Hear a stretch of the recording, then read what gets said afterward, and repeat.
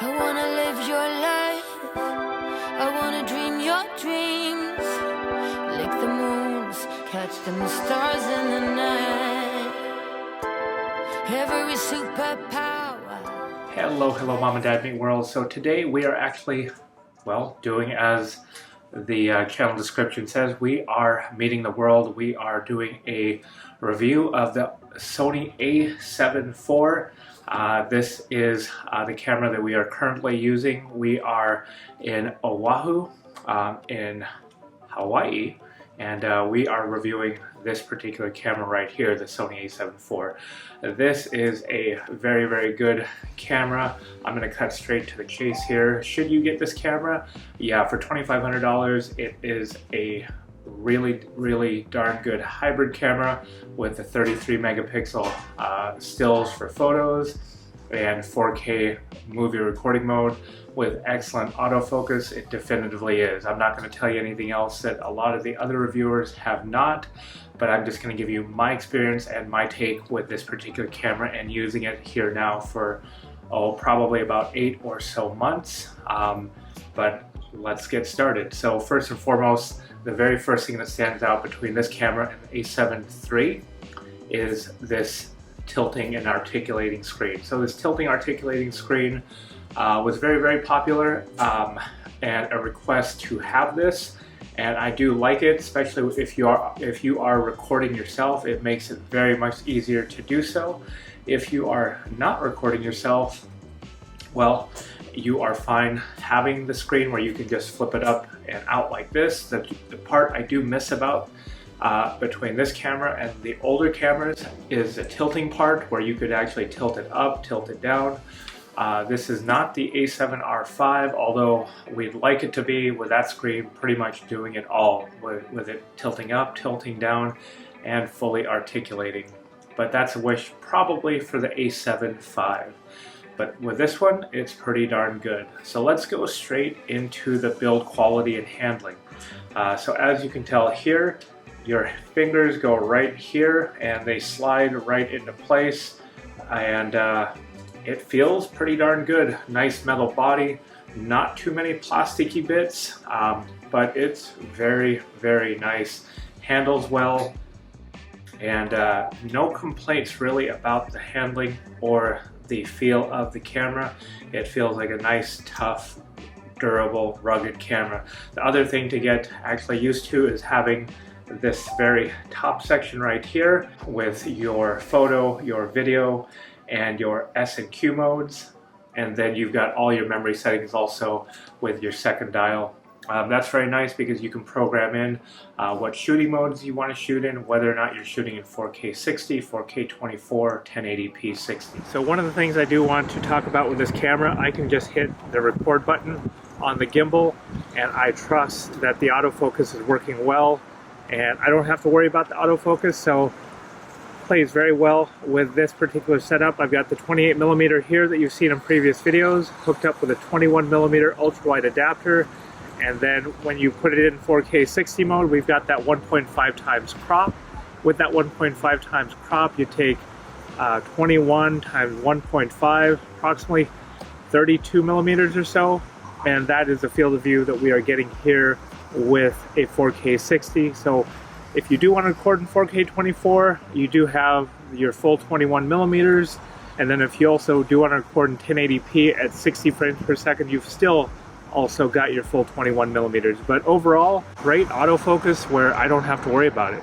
As far as the lenses go, I can't give you any personal first-hand use for like breathing compensation because I do have older lenses. I think I've got these particular lenses and a 85mm f1.8. Then the only other lens that I've got is a Sony, the older Zeiss 24-70 f4, and that has optical image stabilization. So something to know about: if you are using an OSS, an optically stabilized lens, and you are putting it on this camera, and you go to use Catalyst Browse to stabilize your footage, it will not work.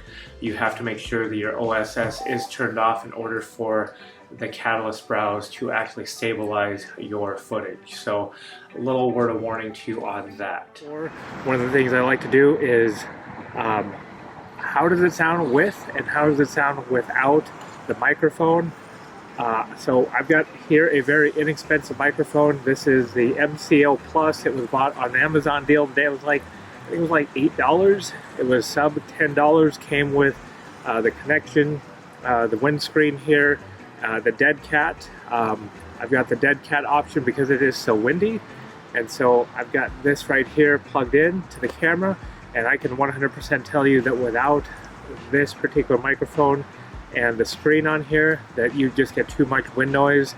That is the importance of having a external microphone connected to the camera. It is hooked up right here, and I've got the screen out. So we are mainly recording in 4K 60, and with 4K 60 we can get a little bit of slow motion going. We can save some shots that we may not have ordinarily been able to save. And then I've got this paired up to the DJI RS3 Mini that you can see right here. Plays very well with the DJI. I can use the start and stop recording on this. Between camera and microphone, they play very well together. If you take a look here, this also does not interfere with the screen. So the screen does go forward, the screen goes back, and I have no issues with it. So far, this has been a pretty darn good camera. And with the external microphone, it's even better. Other things I did want to mention as far as overheating goes with the new firmware, I think I did get the overheating warning once or twice, but other than that, it actually has not overheated. It is about 80 plus degrees here in Hawaii, and I've had no issues with this, with the screen in like this or with the screen out. It has not overheated or given me any sort of warnings whatsoever. And then the other thing also is battery life. Battery life is really quite good. I'm able to get about 2 hours of actual 4K 60 video shooting. A lot of pictures, but mainly used for video, even though this is a hybrid. But I have taken quite a few pictures on here as well. And it has held up quite well. If you use third-party aftermarket batteries, of course, it is not going to last anywhere near as long, which is what I found out. But if you stick with the normal Sony batteries, this is the FZ100, I believe, the Z100. It is absolutely just fine and will last you for a couple hours of video. Bring a spare or two just to be sure. But other than that, this has been a very, very good camera. There are some downfalls of it. Bluetooth is okay. I do like to pair this to the phone. I do wish they'd bring back built-in GPS on these cameras. I had an older Sony camera from years ago. It did have built-in GPS, and now everything has Bluetooth over for your phone to get your location, and this is not very good with that. You've always got to have the app open, and I just don't have that issue with a7R3A model. The R3 connects, disconnects, no problems automatically, but this one, I don't know, it has a hard time doing that, so just something to keep in mind. So sample photos and videos will be shot using the a7 IV. So any of the talking head stuff you see here is shot on the Sony a7R3A. That is primarily the photo camera, but I'm using the photo camera to record the video review on the a7 IV. So hopefully you enjoyed this video. If you did, please hit like and subscribe. It really helps us out, and thank you very much for watching. Like the moons, catch them stars in the night. Every superpower that is yours will be mine. I'll be that it girl, pouting mouth, crossing the line.